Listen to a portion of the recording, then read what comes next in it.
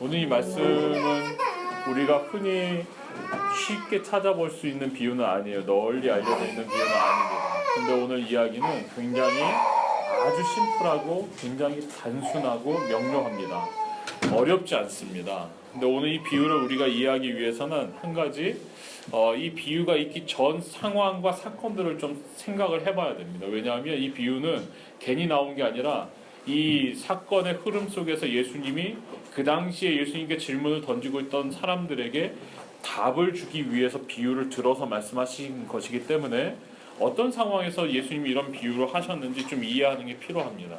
제가 설교하지 않고 넘어간 부분이 있어요. 여러분들이 마가복음을 순서대로 쭉 따라오고 계시는데 제가 너무 매 절마다 끊어서 계속 설교하면 얼마나 또 좀 지루하시겠어요. 그래서 제가 스피디하게 나가기 위해서 중간에 좀 본문을 건너뛰고 있거든요. 건너뛴 본문 중에 지금 해당되는 것이 뭐냐면 예수님이 예루살렘 성전에 들어가셔서 딱 보시니까 어떤 광경이 펼쳐져 있냐면 6월절을 맞이해서 디아스포라죠. 세계 각국에 흩어져 있는 유대인들이 성전을 향해서 막 몰려들어 왔는데 이 몰려들어온 사람들이 성전에서 뭘 하고 있냐면 이제 제사를 지내야 되니까 여러분 한번 상상해 보세요. 먼 외국에서 예루살렘으로 오는 사람들이 양을 들쳐업고 올까요?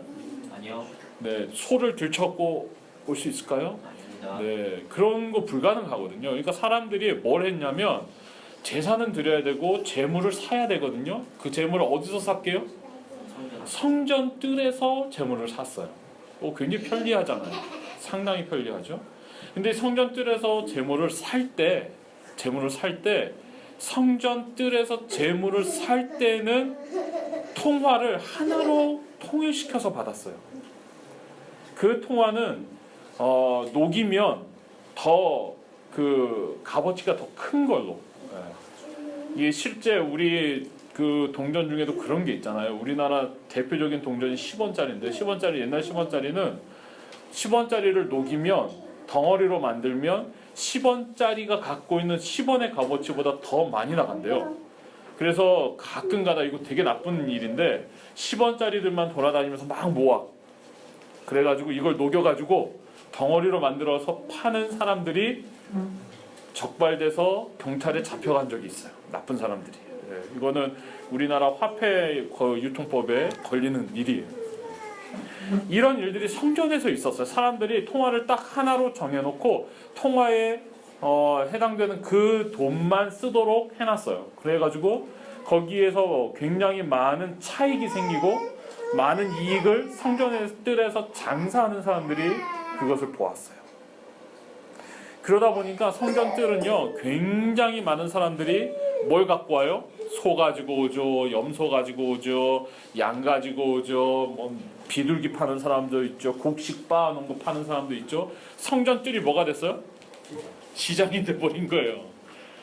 근데 공정하게 받고 파는 시장이면 괜찮은데 아주 특별한 가격에 폭리를 취하는 시장이 되어 있었고 그 폭리를 취하는 그 이익의 굉장히 많은 부분을 누가 가져갔을까요? 네, 제사장과 서기관과 그 당시에 성전을 운영하고 있던 사람들 중에 굉장히 많은 사람들이 거기에서 이득을 보았어요. 원래 제사장은 성전에서 유통되거나 장사하는 걸로 재미를 보면 되는 사람일까요? 안 될까요? 안 돼요. 어떻게 하셨어요? 네, 그런 걸로 재미를 보면 안 되는 사람이거든요. 원래 제사장은요 백성들이 가지고 온 재물의 일부분을 제사장이 취하도록 법으로 정해진 게 있었어요. 그래서 제사장들은요 상당히 모세의 율법 조항에 의하면 그 조항만 잘 지켜지면 제사장들이 먹고 사는 것은 그렇게 어렵지 않았어요. 고기가 공급되고 곡물이 공급되고 사람들이 가지고 온 드려진 11조의 모든 것을 가지고 제사장들이 먹고 살 수 있는 보장을 하나님 해주셨어요. 왜냐하면 제사장들은 이스라엘 백성들이 땅에 들어가서 땅을 유업으로 받을 때 제사장들은 땅을 받지 않았어요. 하나님을 유업으로 받았거든요. 그래서 땅을 갖지 못한 대신 너희는 땅의 소산 중에 10분의 1을 취한 것으로 넉넉하게 먹고 사는 건 걱정 없게 해주겠다. 하나님 약속하셔서 그렇게 법으로 정해져 있었는데 문제는 뭐냐면 먹고 살 수만 있으면 감사하고 그걸로 자족한 줄 알고 하나님의 일에 힘쓰면 참 좋은데, 이 당시에 제사장들이 어떻게 했을까요?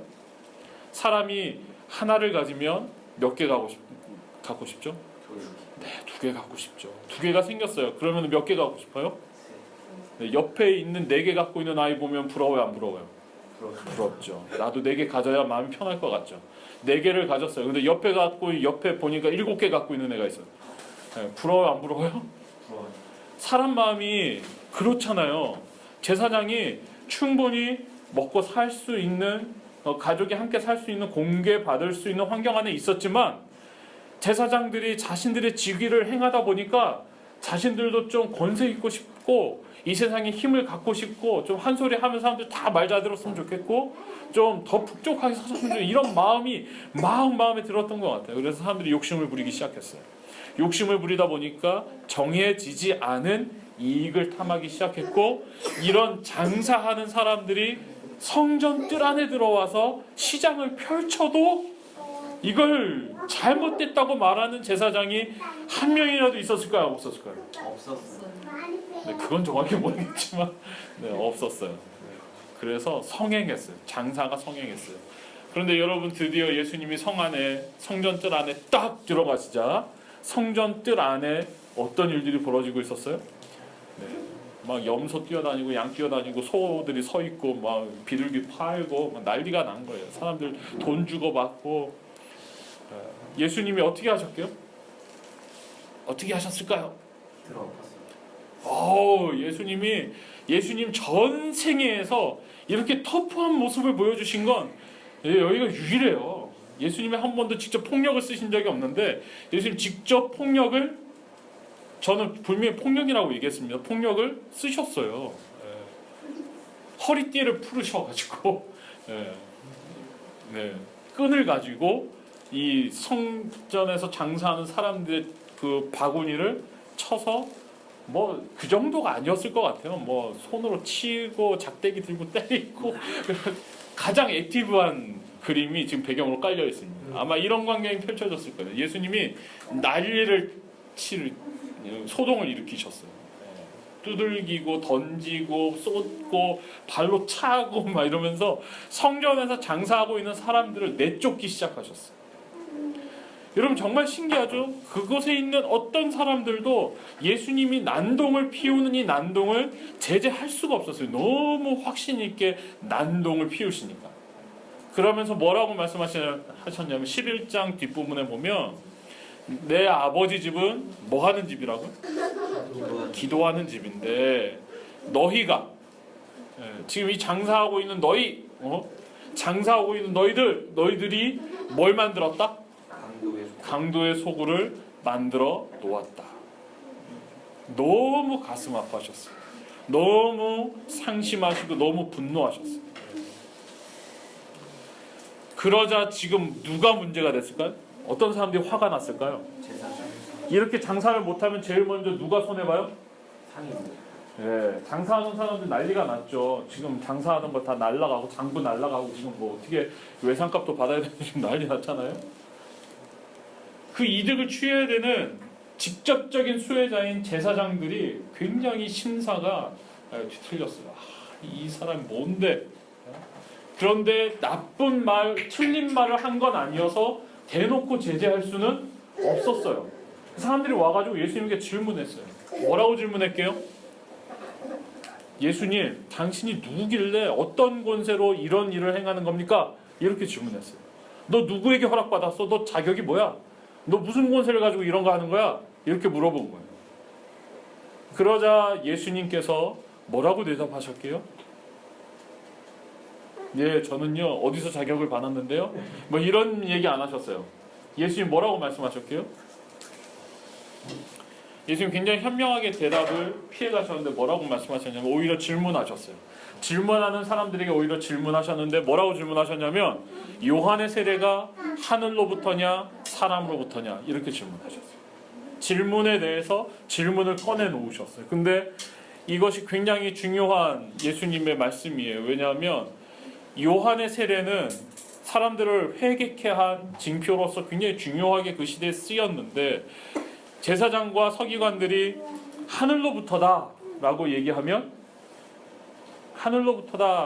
지금 예수님께 시비 걸고 있는 게 말이 안 되는 거고, 사람으로부터다 그러면은 요한의 세례를 무시하는 것이기 때문에 요한의 세례에 대한 잘못된 입장을 보임으로 사람들에게 원성을 살 수 있게 되는 거예요. 예수님 굉장히 우둔한 질문에 현명한 질문으로 맞서셨어요. 그러니까 이 말은 이해하기 힘들겠지만 예수님이 질문해 오는 사람들의 질문할 수 있는 근거를 말문이 막히게 딱 막으신 거예요. 그리고 나서 이 상황이 벌어진 뒤에 예수님이 너희들에게 해줄 말이 하나 있다 그러면서 이야기를 시작하시는 거예요. 옛날 얘기처럼 이야기를 시작하셨습니다. 우리 옛날 얘기를 좀 들어볼까요? 제가 얘기를 예수님이 하셨듯이 조금 빠르게 진행하면서 설명해 드리겠습니다. 예수님이 설명하시기를, 얘들아, 옛날에 한 포도원 주인이 있었어. 이렇게 얘기를 시작하십니다.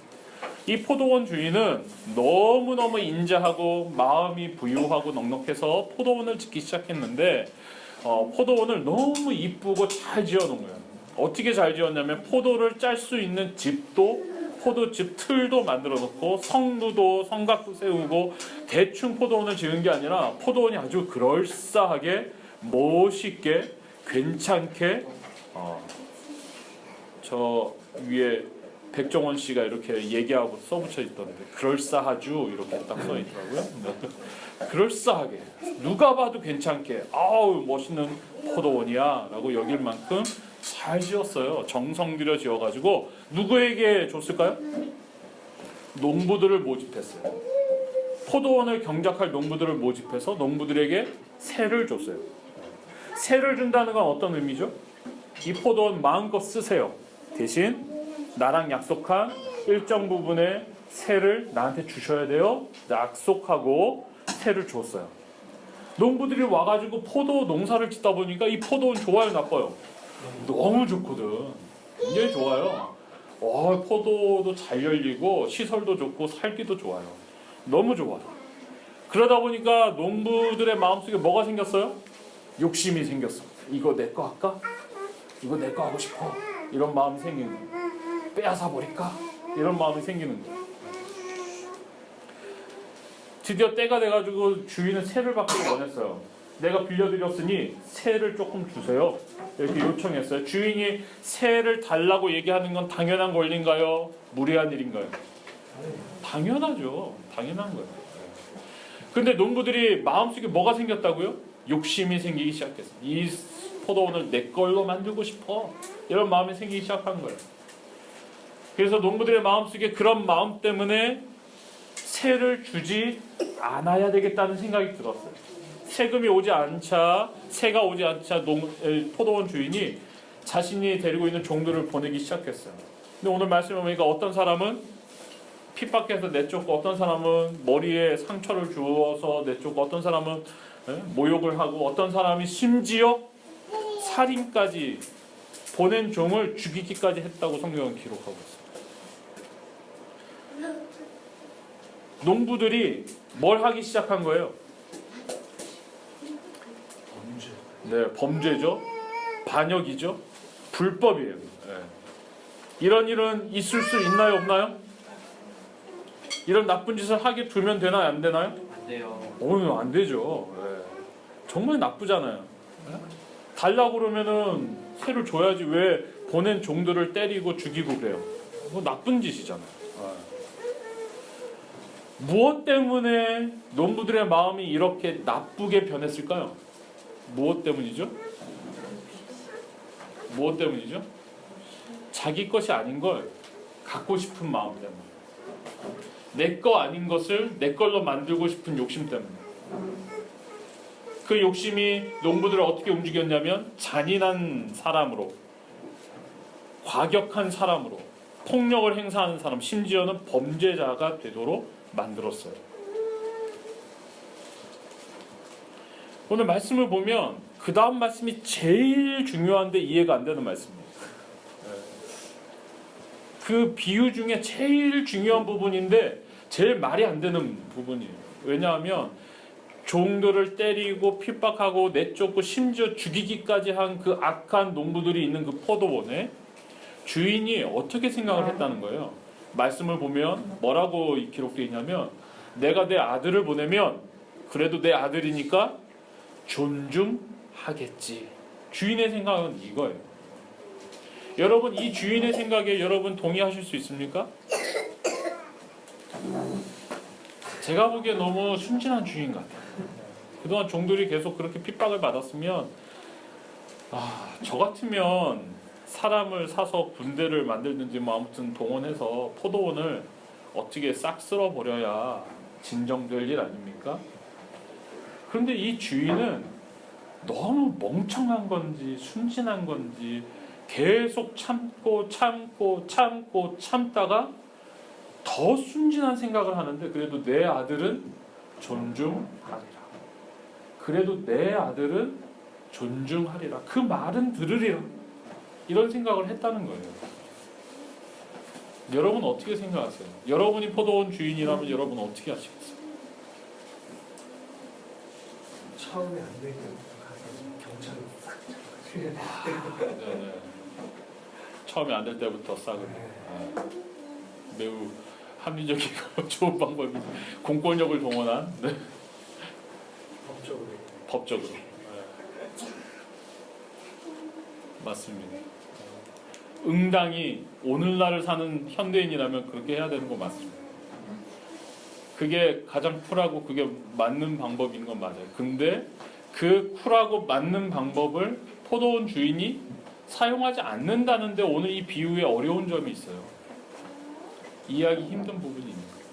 주님이 이 비유를 설명하시는 건 정말로 그렇기 때문이에요. 더군다나 그 위험한 곳에 누굴 보내기로 지금 주인이 결심했어요? 아니 정말 멍청한 거 아니에요? 종들이 죽어 나왔는데 종들이 죽은 그곳에 어떻게 자기 아들을 보낸단 말이에요. 가장 소중하고 가장 사랑하고 하나밖에 없는 아들을 어떻게 보내요? 말이 안 되잖아요. 선교 역사상 굉장히 많은 사람들의 마음속에 기억되고 영감을 불어넣고 있는 엄청난 사건들이 여러 가지가 있지만 짐 엘리엇이라고 하는 사람의 이야기를 여러분 들어보셨는지 모르겠어요. 창끝이라는 영화로도 영화화되어서 우리에게 보여지고 있는 실화인데요.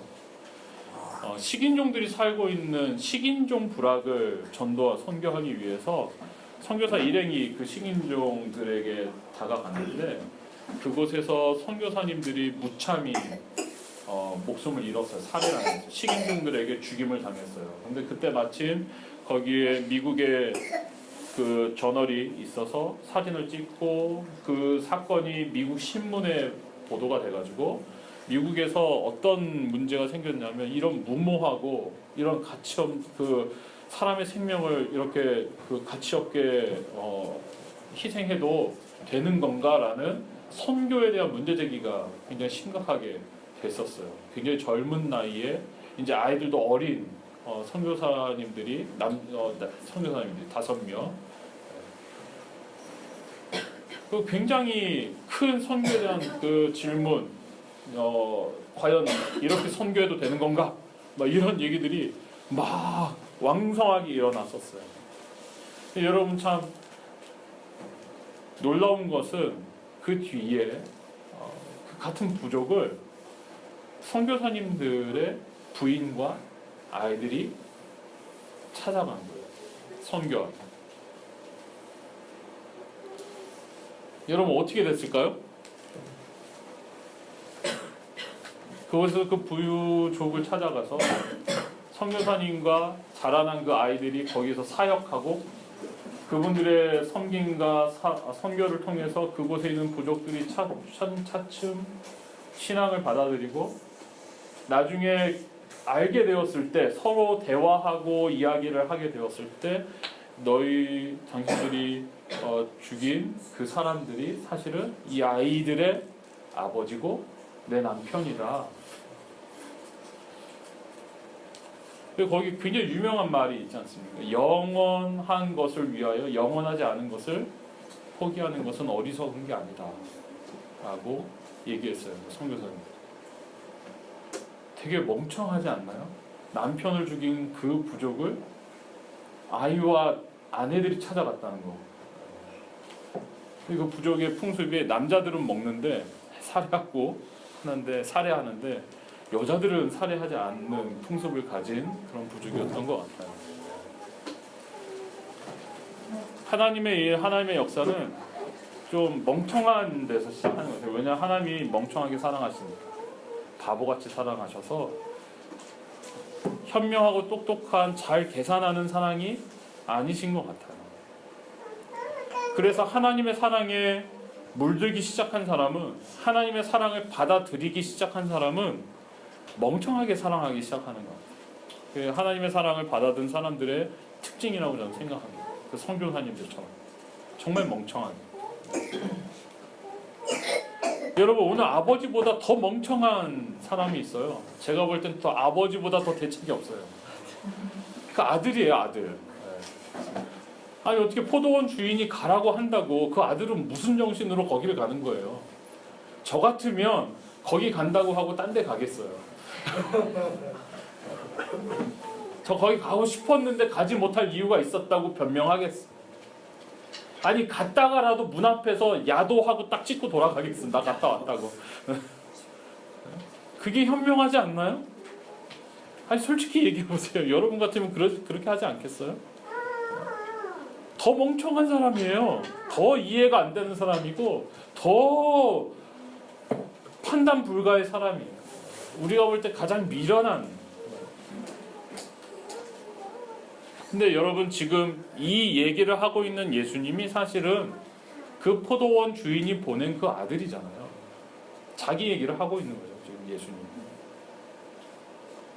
오랜 시간을 두고 하나님의 말씀을 거역하고 반역하고 듣기 싫어하고 순종하기 싫어하고 말씀을 믿지 못하고 믿으려고 하지 않고 믿어지는 마음도 붙들고 애써서 외면하고 하나님을 고립하고 무시했던 우리의 모습을 지금 고발하고 계시는 거예요. 너희가 그렇게 하나님의 말씀을 무시하지 않았냐? 너희가 그렇게 애써서 하나님의 사랑을 외면하지 않았냐라고 말씀하고 계시는 거예요. 지금 이 이야기를 듣고 있는 제사장과 서기관들은 이 얘기를 듣는 순간 그 농부들이 누구인지 알았어요. 그 농부들이 바로 자신들을 가리키고 있다는 사실을 너무 잘 깨달았어요. 그거 나구나? 우리에게 하고 있구나? 이걸 너무 정확히 알았어요. 그런데 여러분, 여기서 우리가 한 가지 더 생각할 게 있어요. 제가 이런 얘기를 하면, 예수님이 이런 비유를 말씀하시면 우리 가운데 어떤 안도감은 드냐면, 그래도 내가 그 농부들보다는 좀 낫지. 난 그래도 안 죽였어. 난 그래도 머리에다 상처 내거나 이러진 않았어. 난 그래도 주님을 따르려고 애썼고 말씀을 들었고 예배 자리에 있었고 선하고 착하게 살려고 애써서 예수님이 말씀하신 것들을 나는 외면하지는 않았어. 난 그럼 농부들보다는 나은 사람이지. 난 농부 같은 부류는 아니야. 이런 마음이 우리 가운데 들지 않나요? 그런데 여러분, 오늘 말씀 속에서 등장하는 농부들의 가장 큰 특징이 뭔지 아십니까? 폭력성에 있지 않아요. 농부들이 보내신 종을 어떻게 핍박하고 어떻게 죽였는지 거기에 강조점이 있지 않아요. 오늘 이 악한 농부들, 이 배신자들, 이 범죄자들이라고 낙인 찍힌 이 사람들의 특징은 뭐냐면 욕심에 있어요. 포도원을 내 것으로 하겠다는 욕심에 사로잡힌 사람들이라는 데 특징이 있어요. 욕심에 사로잡힌 이 사람들의 특징은 뭡니까? 욕심이 귀를 틀어막기 시작하면 하나님의 말씀이 듣는 척하여도 들리지 않는다는 데 있어요. 하나님의 말씀을 받았지만 그 받은 말씀이 내 중심 가운데 와서 나를 다시 파헤치고 분해하고 찔러 쪼개고 새롭게 만드는 그 일을 누구보다 가장 반대하고 누구보다 가장 싫어하고 누구보다 가장 불편해하는 사람이 누구냐면 바로 나 자신이라는 데 있어요. 하나님이 보내신 종들을 죽인 게 문제가 아니에요. 그 말씀을 거절하고 냉담하고 떠난 사람이 문제예요. 모든 건 거기서부터 시작하는 거예요. 그 중심에는 욕심이 자리 잡고 있다는 것을 기억해야 해요. 욕심. 하나님이 만들어주신 포도원 주인이 새로 준 이 포도원은 정말 좋은 것이었지만 이 정말 좋은 것을 선물로 받은 그곳에서 넉넉하게 살아갈 수 있는 환경을 제공받은 농부들에게는 이것이 탐욕의 도구가 되었어요. 사랑하는 여러분, 오늘 농부보다 우리가 더 낫다고 할 수 있을까요? 수십 년 말씀을 들었지만 그 말씀이 내 삶에서 찾아볼 수 없다면, 이렇게 설교하고 있는 저도 종종 섬찟할 때가 있어요. 섬찟할 때가 있어요. 언제 가장 제 마음이 절벽에 서 있는 것 같이 섬찟하냐면, 누구보다 하나님으로 가득 차 있어야 될 제가 마음속에 어떨 때 하나님이 안 계시다는 걸 느낄 때가 있어요. 잘 들으셔야 되는데 이거 되게 중요한 고백인데, 저 목사거든요. 우리나라 아주 건전한 정통 교단에서 안수받은 목사거든요. 그런데 어떨 때 내 안에 하나님이 안 계신 것 같은 걸 느낄 때가 있어요. 마음속에 내 안에 하나님이 안 계신 것 같아, 이런 걸 느낄 때 제 모든 인생이 절벽 앞에 딱 서 있는 것 같은 그런 순간들이 있어요. 여전히 욕심이 피어오르고 여전히 혈기가 피어오르고 내가 정말 주님의 향기를 갖기가 너무 힘들다는 사실을 너무너무 절감할 때 제 안에 하나님이 안 계신 것 같은 그런 순간들이 있어요. 그거 농부죠. 제가 농부기 때문에. 악한 농부. 이 이야기를 다 하신 예수님께서 그런 우리에게 뭐라고 말씀하시냐면, 시편 118편을 인용하세요. 시편에 있는 말씀을 인용하셔서 건축자가 버린 돌이 모퉁이의 머릿돌이 될 것이라는 말씀을 해주세요. 여러분, 건축자가 버린 돌은 어떤 돌입니까? 쓸모없고 모양이 볼품없고 무늬가 별로 아름답지 않고, 너는 별거 아니야, 너는 쓸데없어, 너는 아무것도 아니야, 이거는 어디다 쓸데가 없네, 그리고 갖다 버린 거잖아요. 갖다 버린 돌이 가만 보니까 너무 튼튼하고 괜찮아서 이게 머릿돌이에요. 모퉁이의 머릿돌은 어떤 돌이 쓰일까요? 오늘 여러분 보시기에 모퉁이의 머릿돌은 어때 보입니까? 네. 머릿돌이 연약하고 쉽게 깨어지면, 머릿돌이 무너져서 깨어져 버렸다, 그러면 이 벽이, 이 건물이 온전할 수 있을까요? 없을까요? 모든 건물에서 가장 많은 하중을 받고 그 건물의 지탱과 그 건물의 안전을 담보하는 것은 바로 모퉁이돌, 머릿돌이에요. 모퉁이의 머릿돌. 오늘 말씀은 뭐라고 말씀하시냐면, 그 버려진 돌을 가져다가, 건축자의 버려진 돌을 가져다가 모퉁이의 머릿돌 삼게 하신다라고 기록하고 있습니다. 여러분, 버려진 사람들을 위해서, 쓸데없는 사람들을 위해서, 가장 무정하고 가장 변화되지 않는 사람들을 위해서 예수님이 친히 버려진 바 되셨습니다. 예수님이 친히 버려진 바 되셨어요. 마가복음 15장, 마태복음 27장을 살펴보면 예수님이 마지막 십자가에서 숨을 거두실 때 뭐라고 말씀하셨냐면, 뭐라고 말씀하셨어요? 여기 써 있습니다. 엘리 엘리 라마, 발음을 잘 하셔야 됩니다. 사박다니, 이렇게 써 있죠. 엘리 엘리 라마 사박다니, 이렇게 외치면서 숨을 거두셨어요. 이 말의 뜻은 뭔지 아십니까? 나의 하나님, 나의 하나님, 어찌하여 나를 버리시나요?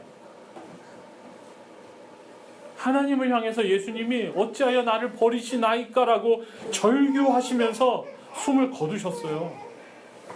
버려진 바 되셨어요. 죽음에 내려가시기까지 버려진 바 되셨어요. 주님이 죽음을 경험하셨어요. 죽어질 우리를 위해서 죽음을 찾아가셨어요. 버려진 우리를 위해서 버려지셨어요. 세상에 가장 쓸데없는 것 같은 정말 무기력하고 별거 아닌 존재인 우리를 위해서 주님이 버려지고 별거 아닌 존재가 되셨어요. 그런데 그것으로 끝난 게 아니라 그 버려진 존재를 하나님이 가져다가 모퉁이에 가장 중요하고 가장 튼튼하고 가장 멋있는 모퉁이 돌이 되도록 삼으셨다고 성경은 기록합니다. 주님이 그 모퉁이 돌이 되셔서 우리를 부르세요. 얘들아, 와서 같이 건물이 되자. 내가 모퉁이 돌 해줄게. 내가 모퉁이 돌이야. 내 위에 올라와. 나를 시작으로 우리 건물이 되자. 이렇게 말씀하십니다. 여러분 퍼즐을 맞춰보셨나요? 퍼즐? 하준아, 퍼즐 맞춰봤어요? 오, 하준이 퍼즐 잘 맞추죠? 하준이가 퍼즐을 진짜 잘 맞춰요. 퍼즐을 그림이 딱 맞춰진 이 퍼즐을 팍 쏟으면 어떻게 될까요? 퍼즐 조각이 쫙 흩어지겠죠. 그때부터 이제 퍼즐을 맞추는 거예요. 근데 여러분 지금 예수님이 그 퍼즐을 맞추는데 우리를 초청하고 있는 거예요. 우리는 다 맞춰진 그림을 잘 몰라요. 그런데 한 가지 확신하는 건 예수님이 가장 멋진 그림을 우리에게 허락하실 거라는 걸 확신해요. 그리고 이제 예수가족교회는 첫 번째 퍼즐 조각을 놨어요. 퍼즐 조각 하나를 들어서 자리에 딱 놨어요. 우리 이 자리에 모여있는 우리 작은 우리 친구들, 어린이들부터 아기, 우리 한 사람 한 사람이 예수 그리스도 안에서 품고 있는 꿈과 소망과 비전이 퍼즐이에요. 이게 맞아 들어갈 거예요. 주님을 위하여 꾸기 시작한, 주님을 위해서 소망하기 시작한 그 꿈들이 퍼즐이에요. 이게 모자이크처럼 퍼져 있지만 지금은 우리가 그 모든 그림을 알 수 없어서 답답하지만 지금은 그 그림이 어렴풋해서 희미하지만 이게 맞아 들어가기 시작할 때 주님은 우리에게 세상에서 그 어디서도 찾아볼 수 없는 가장 멋지고 가장 아름다운 그림을 허락해 주실 거예요. 이게 주님이 모퉁이 돌 되신다는 얘기예요. 사랑하는 여러분, 오늘 2016년 첫 번째 예배를 드리면서 저는 여러분들에게 묻고 싶습니다. 예수님을 위한 꿈이 있으십니까? 예수님을 위한 꿈이 있으세요? 예수님께 내가 드릴 만한 꿈이 있으세요? 그 꿈이 없다면 그 꿈을 붙잡으시길 바랍니다. 나는 버려져서, 나는 쓸데없어서, 나는 별거 아닌 존재여서 꿈이 없어요 라고 얘기한다면 그건 주님이 가장 슬퍼하실 말이에요.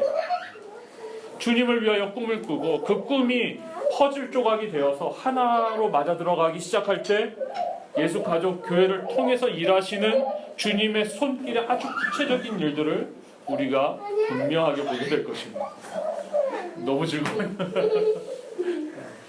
너무 항상 기쁜.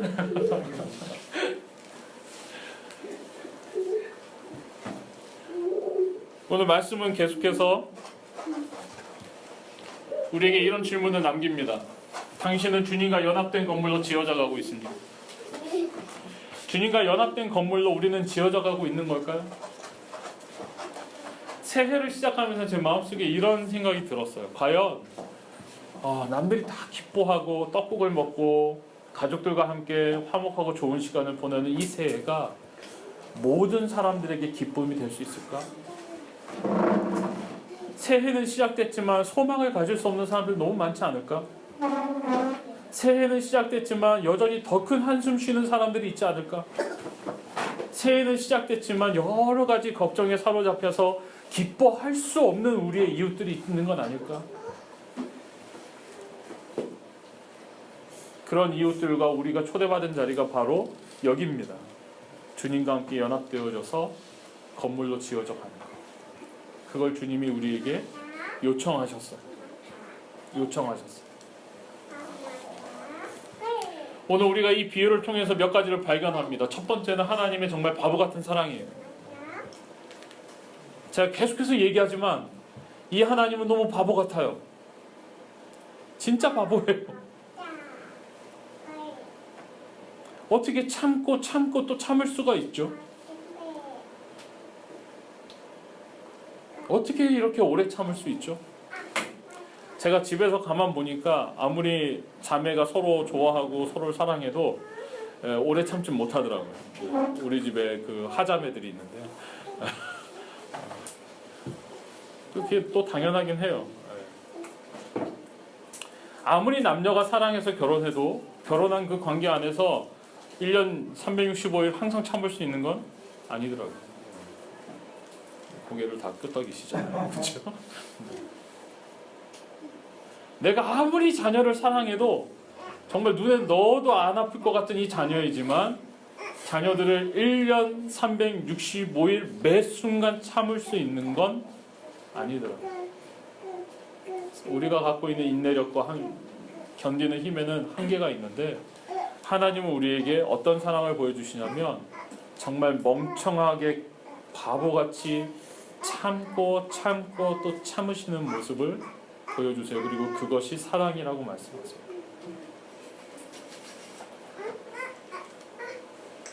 참고 또 참고.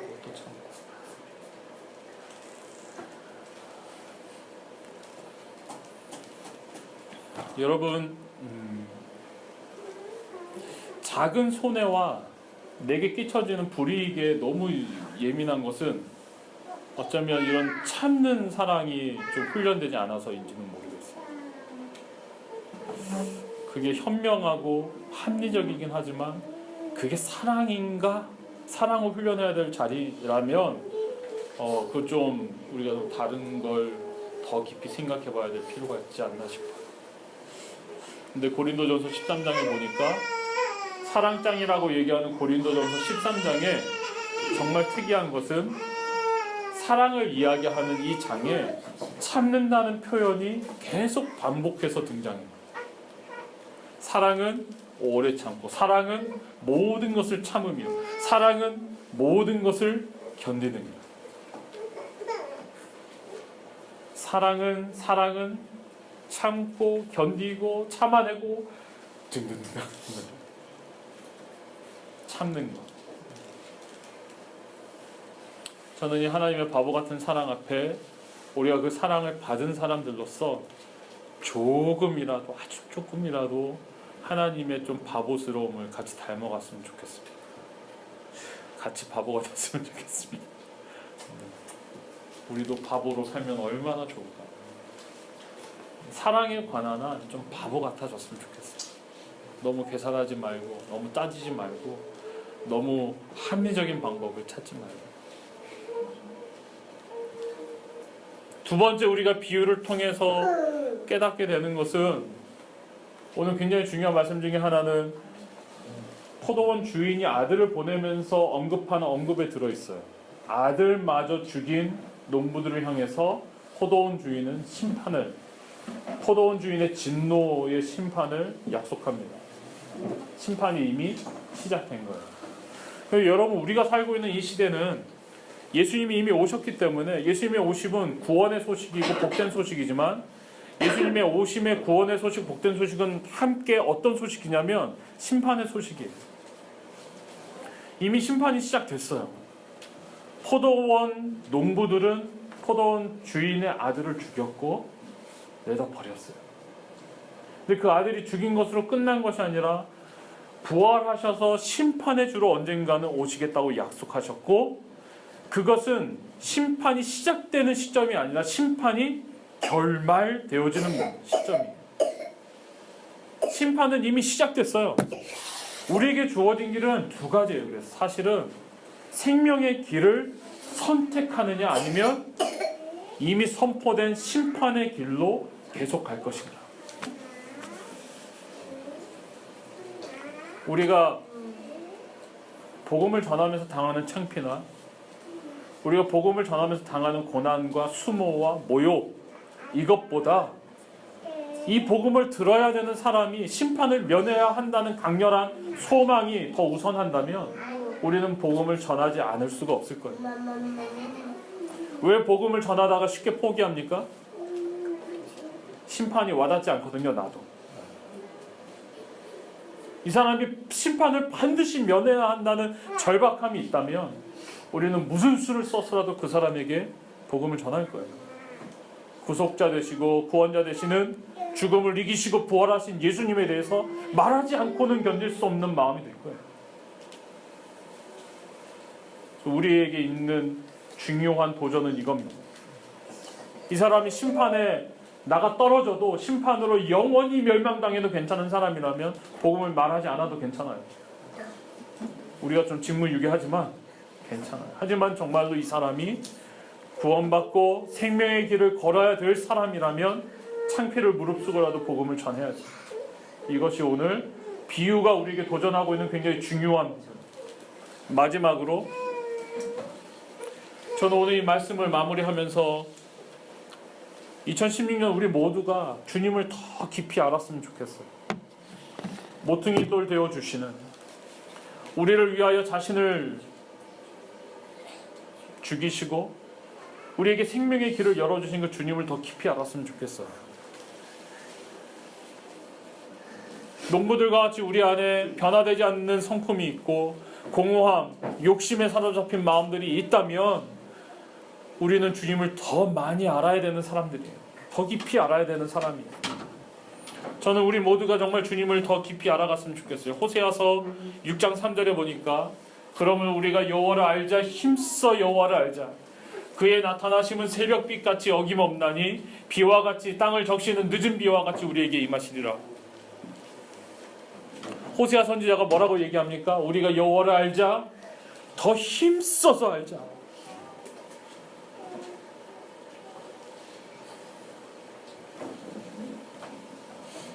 주님을 더 깊이 알기 위한 어떤 방법이라도 우리 실천합시다. 자, 며칠 전에 페이스북을 보다가 혜원 형제가 성경을 열심히 읽고 있다는 사실을 알았어요.